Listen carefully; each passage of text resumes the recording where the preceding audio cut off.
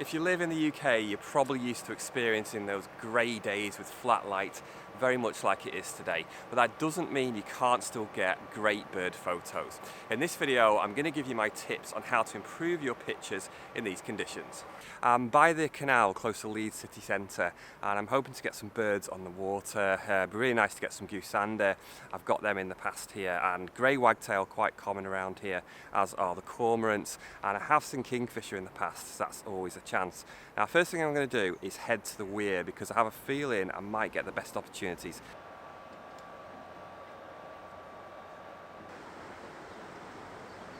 Well, that's a good start. 2 cormorants just above, like on the sort of concrete barrier, just where the water's coming down. So we're going to get to the other side. It gets us kind of as close as I can get.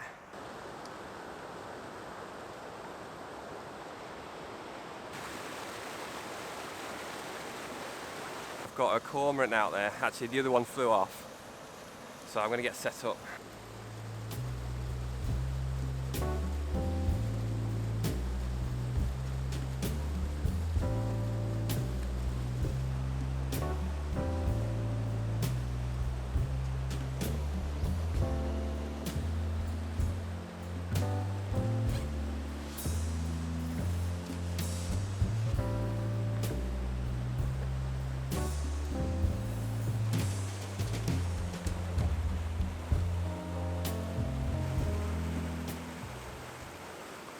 Oh, this is really nice. I'm quite enjoying this soft light actually. I'm going to explain how it's actually going to help me to take these pictures. I'm doing everything manually because the light's so consistent. I don't need to worry about it changing. At the moment I've got 640th of a second f4 ISO 1250. That's what I'm going with, just to grab some shots. Now what I can see here is the water that's rushing down over the weir. It's almost directly behind the cormorant, but not quite. So I'm just going to adjust myself to the left a little bit so I can get him right in front of that rushing water. Oh.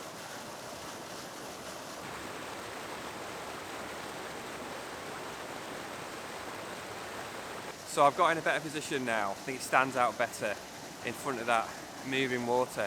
And what I've done as well is I've turned the camera around because we've got water behind and then water in front as well coming down, and it's so lovely having that vertical composition with like 2 different sets of water coming down.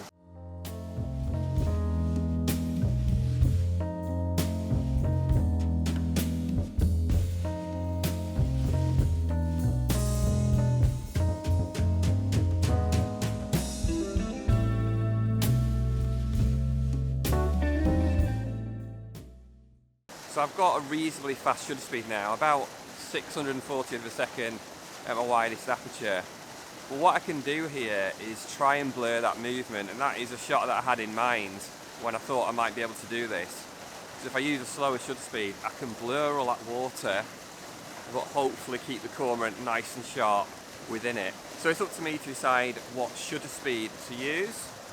Other things to bear in mind. So I'm going to go down, I'm going to try about 100th of a second.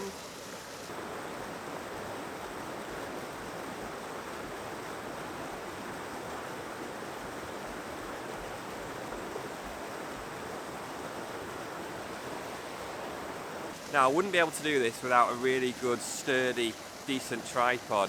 But even so, you still need to use good technique for these conditions. I'm putting my hand over and trying to keep everything as stable and as still as possible. That is looking really nice.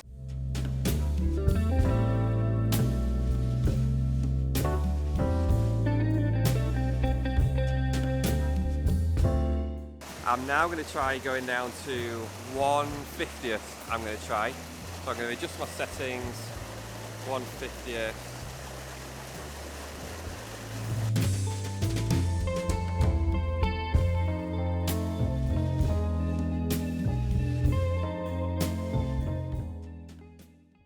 That is looking like a really nice effect. You can see the difference on the water now.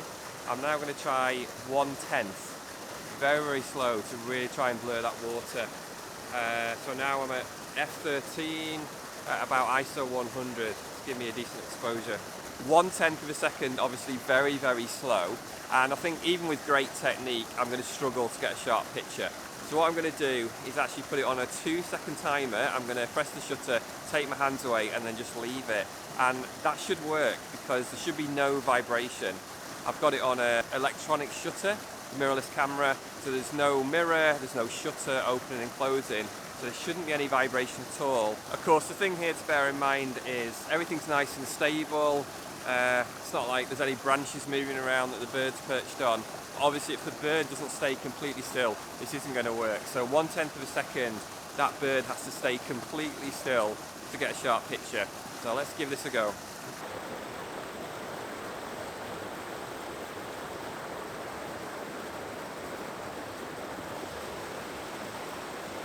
So hopefully I've got a shot where the bird is nice and sharp, but I've got all that water rushing around it. Beautiful.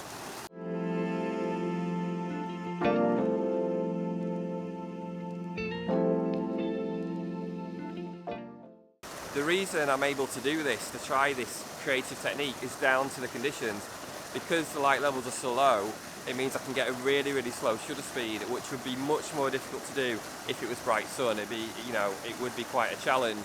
So it's naturally helping me to take these pictures. This light is actually helping me here with a couple of things. One, it's helping with the highlights, and that includes the white on the underside of the younger cormorant, and also the whitest water, like the spray, particularly at the bottom. Both those highlights would be very difficult to photograph in bright sun. It'd probably be almost impossible to control. But in these conditions, really, really soft light, it's much easier to do that. I am getting a few blown highlights still. I can see that flashing when I look at the histogram, but it's definitely better than it would be in bright sun. I'm really happy with how those pictures are coming out, but I want to make even more of that effect, getting a bit closer. So I'm going to put on the 1.4 extender. That's 1.4 times the 500mm lens, gives me a total focal length of 700mm.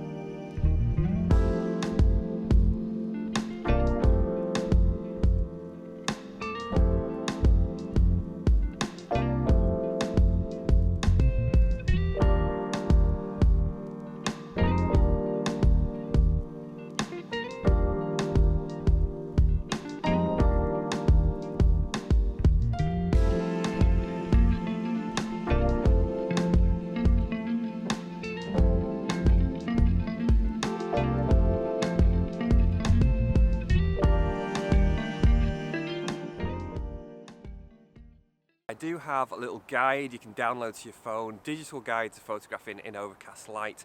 It gives you suggested camera settings, helps you with exposure and focus modes, and also gives you ideas on how you can fix common problems when shooting in these conditions. If you'd like one of those, just click the link in the description. Found a nice quiet spot lower down, away from the people. So no grey wagtails today, which was quite a surprise. I did hear them. I think I was so engrossed in what I was doing, maybe I didn't see them if they came nearby. But yesterday I actually got some reasonable shots of grey wagtail that were perching on the nearest concrete block. They're probably on there 5-6 times. Only got them once or twice. But I didn't have the big lens. I had the 400mm with the extender, which is not the best. It's not the best quality. I mentioned about how this type of light can help with your highlights, not blowing them out, but I think it also helps with reflections. That's something I love to do, is include reflections when I'm photographing birds on the water. Some really nice reflections here on the canal. But again, if you have bright sun where you have very light, maybe white reflections, that can really cause sort of bright spots, like hot spots, which isn't very nice in your pictures. Probably the most practical use of this type of light is that you can pretty much much shoot in any direction.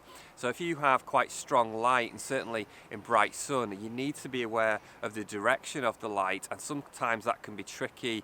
Maybe you're shooting into very bright sun, maybe it's strongly side lit. That can make it difficult to expose your pictures and get the look that you're after. When you're shooting in soft, cloudy conditions like this, you don't have those problems. You don't have to worry about the angle of light, and you can pretty much shoot in any direction. It just makes things a lot easier. And shooting in overcast light can be really good for bringing out detail, particularly feather detail on the plumage of birds. This can be more difficult in bright sun, where you can get a bit of glare, and that reflection can sometimes take away that detail. When I arrived this morning, that was a kingfisher, I think, and you probably heard it, and if you're experienced birder, you probably recognise that call. Didn't see it, unfortunately. When I arrived this morning, the light levels were really, really low. I think I was up at about ISO 1250 or 1600, and that was with my widest aperture. So this is one of the challenges you're going to have shooting in these conditions, is the low light means that you're going to introduce more noise into your picture. One of the things you can do is to slightly overexpose your image. This is a technique called exposing to the right. So you just overexpose it, maybe by around +2/3, for example. This actually increases the quality of the image, and then you can darken the image later to your taste, to how you want it to look. That can really help to reduce the noise. So you can definitely get good bird photos in these conditions, and I think I've shown today that it can actually help you sometimes to get something really, really creative. I'm certainly pleased with the images I've got today. If you like one of those guides, just click the link in the description, and I'll see you out in the field sometime soon.